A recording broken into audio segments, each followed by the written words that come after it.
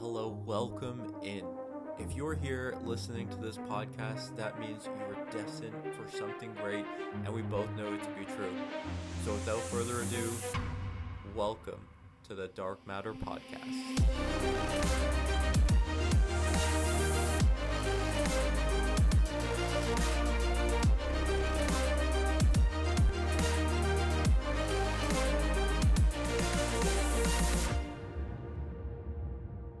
Hey y'all, welcome back to the podcast. Dev here. And I heard something recently and I wanted to share it with you all and then give my take on it, my perspective. I think it is very unique. It's not something that's completely unheard of, but I think depending on what you listen to and what you follow, I think you may or may not come across this naturally. Now, it was kind of like a compilation of maybe quotes and things that were said on different podcasts and things like that. But I came across one snippet of this compilation, and the person said, be the person that does the things that they don't want to do. And by doing that, you will trust yourself in any situation because you know deep down you will do whatever it takes to get it done. And the other piece to it too was saying that there's two pieces. So there's that, and then the other piece was the worst thing that you can see, the worst quality that you can find in people is arrogance. And when people are arrogant, this is one of those pieces, one of those signs where you really don't want to be around them.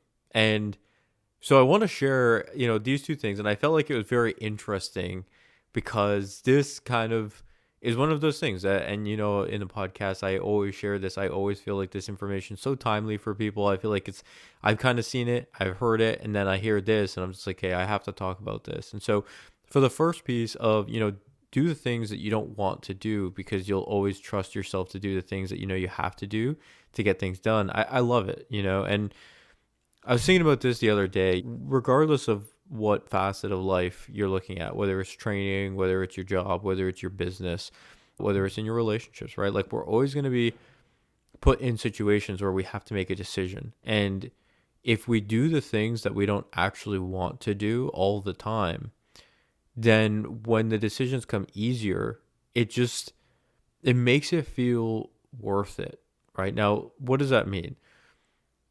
This was in relation to maybe working out as an example. We'll kind of use an example just so we can get a clear picture of it. Obviously, it's pretty straightforward, but with this, I think if you understand it and you can see it in this lens, maybe we can apply it to other areas of our life as well. So the person was saying, when it comes to working out, they don't want to work out. There's other things that they'd rather be doing. There's other things that they could be doing, right? More important things potentially even as well. But they force themselves to work out every single day. It's not even a physical thing anymore. It's more of like a mental thing, right? Because your mind always likes to play these tricks to tell you, oh, you're tired today, or maybe you're sore, or maybe you're injured, maybe you're this, maybe you're that. And there's a lot of even gurus, right? Like a lot of people, let's just run with this example for a minute. There's a lot of fitness trainers that will say, if you work out every single day, you'll overtrain, all right? You can overexert yourself. You can overdo this. You can overdo that. And it's yes, those things are possible and they probably can and will happen. But at the end of the day, again, if it's all in your mind, and we know that it's all in your mind, right? If you know that you will not hurt yourself, you know that you are doing things properly, and it's more of a mental thing of just doing the things that you don't want to do. I just think it just makes you untouchable. It makes you unbreakable. It just makes you this person that literally will always be able to get it done. And so when he was sharing, this person was sharing in this example, he's like, I don't want to work out. I don't want to train. I have other things that I'd rather do, but I force myself to do it. It's just such a powerful sentiment to life. If we force ourselves to do the things that we don't want to do, then you become a person that does whatever it takes. You become that person that will get it done. And even if you don't want to do it. And I love it because I think no matter what chapter you are in life, how old you are even, we have and will always get put in situations that will require us to do things we don't necessarily want to do. And it's in our ability to do those things, or our attitude when we're doing those things, that will really determine the perspective and the outcome of the situation at hand. The frequency is the only thing that matters. The frequency is the only thing that will differ. But if we understand that we will always be put in situations where we may not necessarily want to do the things that we now have to do, if we're not comfortable and used to having to do the things we don't want to do, then we probably won't do it. And I feel like that is such a huge thing for today's day and age. Today's day and age, it's about being able to do the things you don't want to do. Now, let's apply that same philosophy elsewhere. When I was growing up, I used to see the craziest things. I used to see, on the public city bus when I would take it, I would see like, these homeless people yelling at like women or children and things, and most people don't want to stand up for the kids or the women. Like, most people don't want to do that. If you're not a confrontational person, or you're not someone who, wants to put yourself into other people's business, your natural reaction isn't to do that. And you look across the board now, there's a lot of people and a lot of these different situations and circumstances that are happening where people aren't actually doing the thing that needs to be done. There's circumstances where people are getting into accidents, or people are getting robbed, or there's a store that's getting, vandalized and things. And what do? People just like take out their phones and they just record. And maybe to some capacity that's helpful because, social media and everyone will be able to see what's going on, and then that'll spread the word and all of these things. Like, yeah, that's one thing, but nobody's innate reaction is to do something about it. That's something nobody wants to do. And I'm not saying to put yourself in a violent position if you're not, comfortable to handle those things. But at the same time, it's like you realize that the world right now, there's so many people that don't want to do a lot of things, and so they don't do them, and then they end up just staying in their situation, right? Like, everything's uncomfortable, whether it's going to get a new job, going to get a new relationship, starting a business even, right? Like, there's so many things that it's going to require you to do things that you don't want to do, that you haven't done before. And we already know, if you want to get results that you've never had, you have to be willing and able to do the things that you've never done. And so I think it just like hits home because we realize that by doing the things you don't want to do, it is more of a mindset thing than anything. And if we think back to the initial example of, working out, yeah, the physical benefits I'm sure are incredible, but it's the mental benefits, and knowing that you are the type of person that will do the things that need to be done, regardless of if you want to do them or not. It's a very powerful situation to be in, very confident situation to be in. You can just walk with such pride in yourself because you are the type of person that will get it done no matter what, even if it's something you don't want to do. And now we've looked at like an example like working out. We've also looked at an example like, some harassment on the bus, right? But what if, you have a business and you have an employee that's been with you for a long time, but they're just not hitting your standards anymore, right? Most of us won't want to fire them. But sometimes that's what you have to do, and so across the board, I think if we all reflect, even right now, I'm sure there are situations, maybe even recently, that we were forced to do things we didn't want to do. Some of us did them, some of us didn't do them because it's something we just didn't want to do. And I think when we understand that we should do the things that we don't want to do and get comfortable doing it, it makes it easier to be able to make those decisions and be confident going forward when we inevitably are put in similar situations in the future. And the other piece to this too of like, the arrogance and people quitting, right? You only lose when you quit, right? And quitters, you can't help a quitter, right? No matter what the situation is, a quitter will always find a way to blame everybody else. A quitter will always find a way to justify their current situation, and normally pull other people down too, to make themselves feel better about why they haven't done the things that they needed to do. And a quitter that's arrogant is one of the worst, right? Because they try to justify their own situations in life. And not to brag about myself personally, but you know, years ago, it's so interesting. Like, I would say about 6 years ago now, I had lost my license. This was like right around COVID time, right? So I'd lost my license. I'd done a lot of things. COVID happened, so my current occupation, unfortunately, the door-to-door operation, that had to be pushed to the side. There were so many things that were going wrong with my life that it's just kind of like, to see where I've landed 5 years later, and still building that momentum.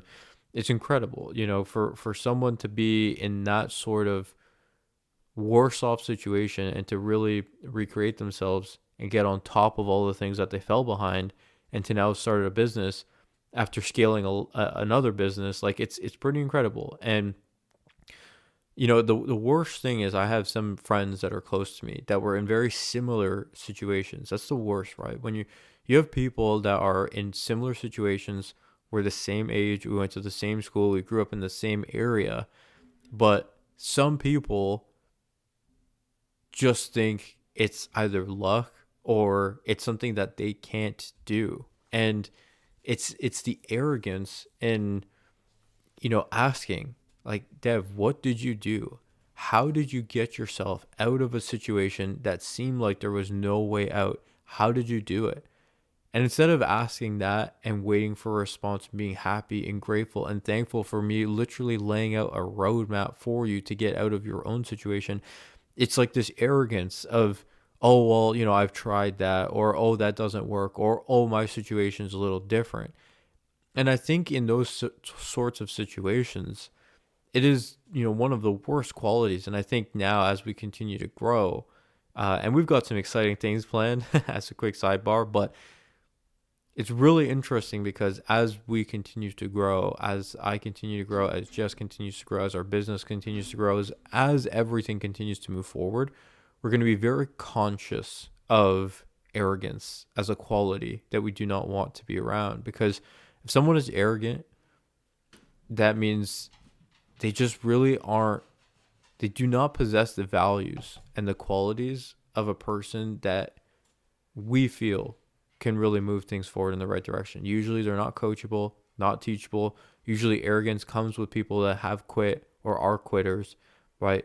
It's just not the type of individual that we think could really move forward. And hey, if you're arrogant and you're listening to this and you're proving me wrong, hey, all the best to you, but in my experience, and I've talked to thousands of people, I mean, door to door, talked to hundreds of people a day, did that for 2 years, and then in the online space, I've coached hundreds of people, talked to sales calls with hundreds and hundreds and hundreds of people. Most of the arrogant people I've ever come across end up staying in their same shitty situation for a long time because they think they know best.